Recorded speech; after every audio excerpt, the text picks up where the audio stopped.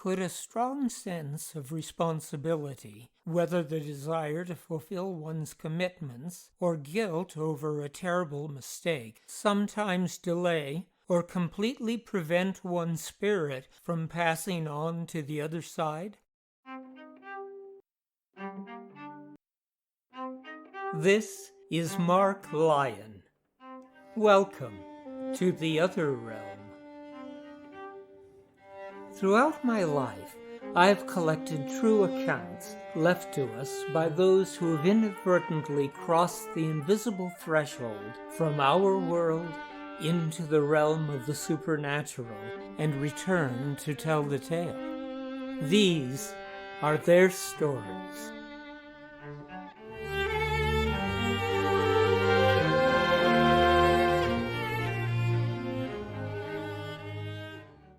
It was almost 10 o'clock that Friday morning in August of 1890 when Edwin Russell felt a blinding bolt of pain flood across his brow. Everything went dark as he collapsed onto the pavement near the corner of Sutter and Mason Streets in San Francisco. And within an hour, the 50-year-old real estate agent was dead of a cerebral hemorrhage.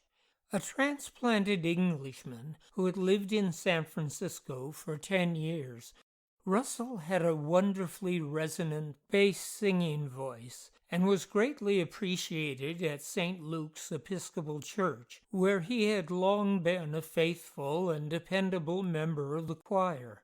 When the wife of St. Luke's rector heard about Russell's death, she sent her brother, a Mr. Sprague, to the home of Harry E. Reeves, St. Luke's choirmaster, to inform him of Russell's death and to ask him to begin choosing music for the funeral.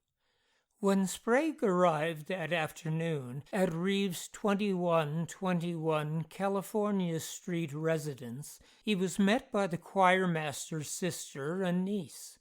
They welcomed him in, explaining that Reeves was upstairs. The choirmaster had been going over 2 Te Deums, trying to decide which piece of music to use the following Sunday when he heard the doorbell ring.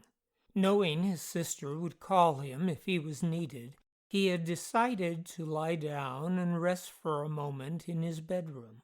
But upon closing his eyes, he was seized by an inexplicable impulse to rise and go to the bedroom door. When he opened the door, he saw Russell standing there before him, holding one hand to his forehead and gesturing with a rolled-up sheet of music in the other hand.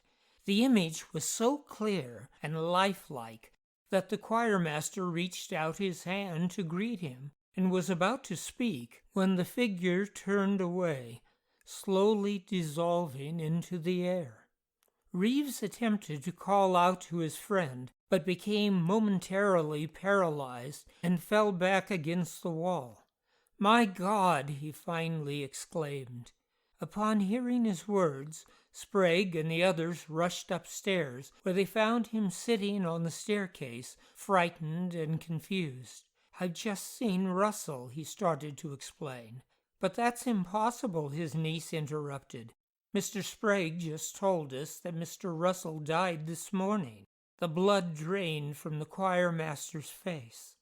Slowly he rose to his feet, and without another word went back upstairs to his room. Only then did he relate to them the details of what he had seen.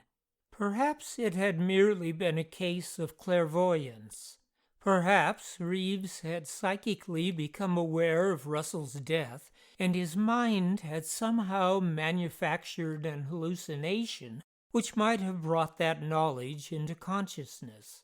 But then, perhaps, it was something more. Perhaps the faithful chorister had felt so strongly about his obligation to the choir that even after death he had returned to let the choirmaster know that he would be unable to sing on Sunday.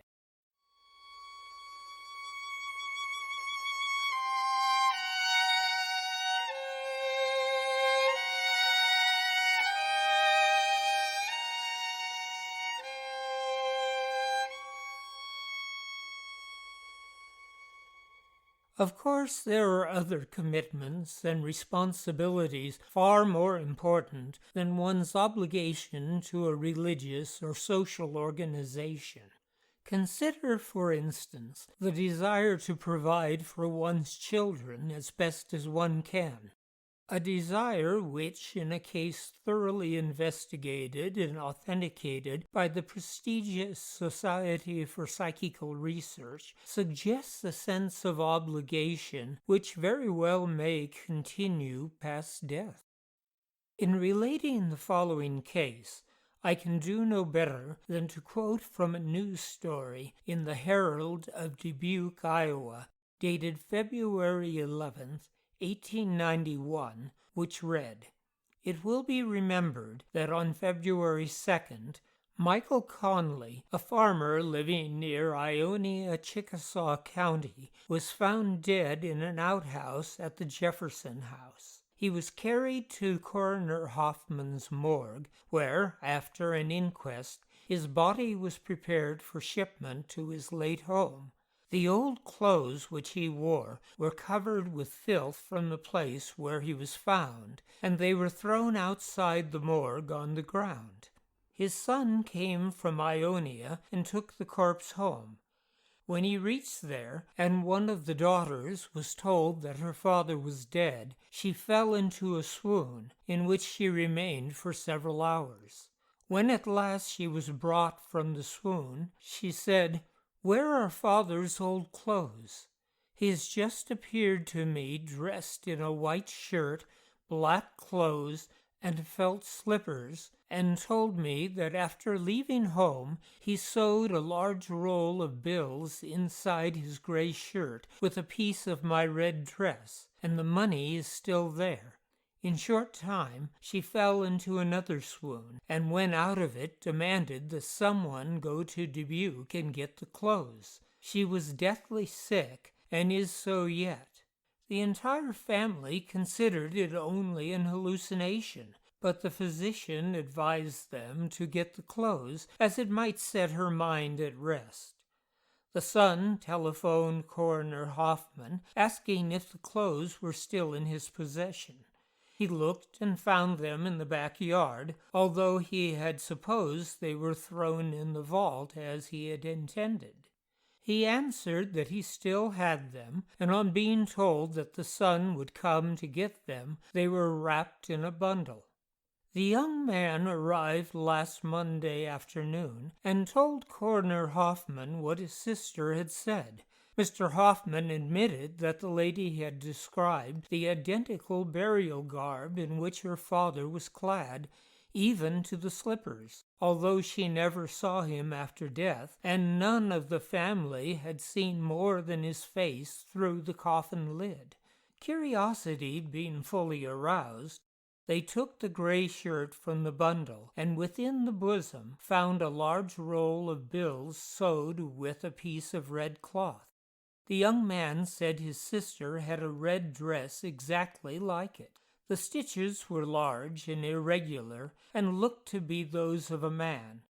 The son wrapped up the garments and took them home with him yesterday morning, filled with wonder at the supernatural revelation made to his sister, who is presently lingering between life and death.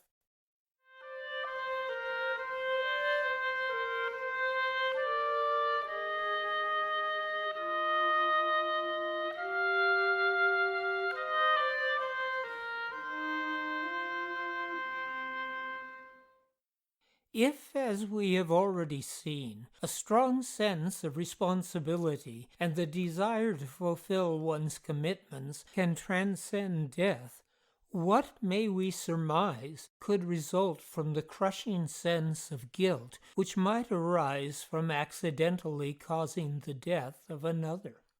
Long before the earthquake and fire of 1906, a startling drama unfolded in a San Francisco drugstore on Market Street, a tragedy which a druggist named Sweeney would never forget. "I think I've poisoned someone," his assistant, Edward Marsden, had stammered, the young man's face frozen into a mask of terror, his complexion as pale as death. "Good God, man, are you certain?" the druggist responded. "As certain as I can be. About an hour ago, a young gentleman came in with a prescription from Dr. Nelligan calling for paregoric. I made up the prescription and sent him off on his way. Only now did I notice the open bottle of salts of lemon out on the laboratory table. I don't know how it could have happened. I must have reached for the wrong bottle and given him salts of lemon rather than paregoric. Ring up Dr. Nelligan at once," Sweeney ordered. "Get the man's address and pray you can find him in time." Marsden immediately proceeded as instructed, but upon reaching the man's home, he learned from the landlady that the patient had just minutes before left without indicating as to where he might be going. "When he returns," Marsden gasped, "tell him to not, on any account, take that prescription." Emotionally drained, and knowing that his warning would almost certainly not be delivered in time, Edward Marsden returned to the pharmacy, informed his employer of his failure to intervene in time, and summoning what little courage remained in him, slowly made his way up the staircase to his room. Sweeney immediately contacted the police, requesting a citywide search for the young patient. Not long thereafter, Sweeney, his wife, and their servant girl all heard Marsden come downstairs and go out the door. There was no mistaking Marsden's heavy manner of walking, his unique lumping gait. A few minutes later, Sweeney heard a blood-curdling scream. The maid had gone upstairs to make up Marsden's bed, and to her horror found Marsden, or rather Marsden's corpse, sitting in a chair, his cold, lifeless eyes staring blankly into space.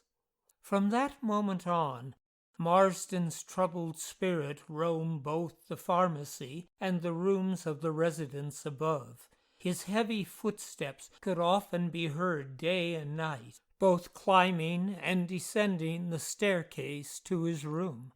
While mixing prescriptions, Sweeney often felt Marsden peering over his shoulder, anxiously watching his every move, as if attempting to prevent any possible mistake.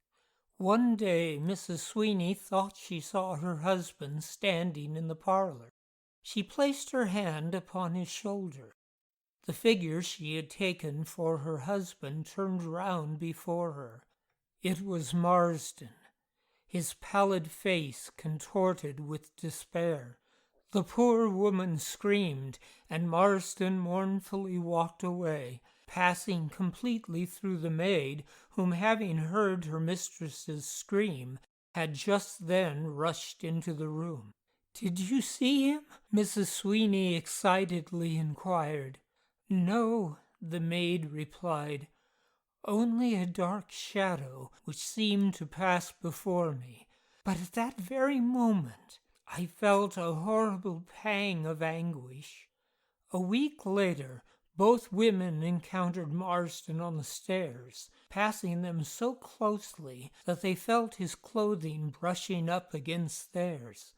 He appeared so substantial and real that they followed him down into the laboratory, but upon entering the room, they found it to be entirely empty.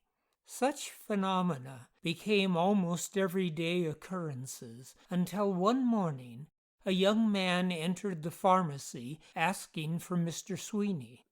"I am told that you've been looking for me," the young man began. "I would have come sooner, but I have been out of town for some time, and it wasn't until now that I was contacted by the police. I was the man for whom your assistant filled that prescription. I don't know what he thought might be wrong with it, but I drank it as soon as I had arrived home, and it did me a world of good.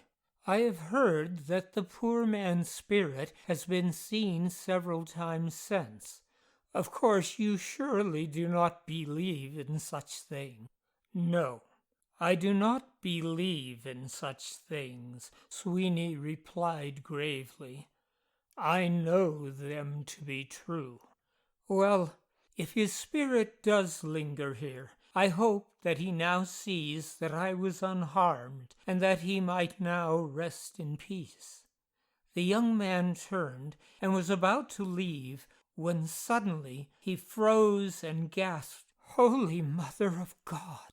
There, standing just outside the shop, his face pressed up against the window, was Edward Marsden, his look of anguish slowly changing first to bewilderment and then to joy and amazement. Sweeney rushed forward, intending to address him, but just as quickly as it had appeared, the spirit vanished, never to be seen again.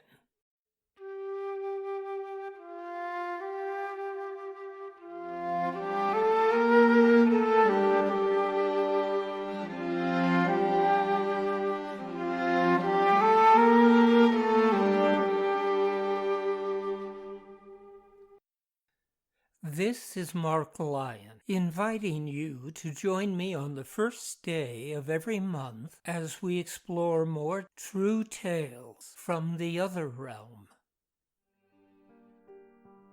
The Other Realm is a production of Wind Whistle Theater. Our music was composed by Dan Heflin. Support for The Other Realm has been provided by HauntedIsles.com, offering private and small group tours of haunted Britain and Ireland, and by Heftone Studios, producers of Phantoms of the Holbrook, a docudrama relating true events occurring at what well may be the most haunted hotel in the entire world, and Nadelei, a modern retelling of the German legend of the Lorelei, and by Wind Whistle Press, publishers of Jessie Adelaide Middleton's classic trilogy of true tales of the supernatural, The White Ghost Book, The Grey Ghost Book, and its sequel, Another Grey Ghost Book, and Leap Castle, The House of Horrors, by Mildred Darby, and San Francisco Ghosts by Mark Lyon.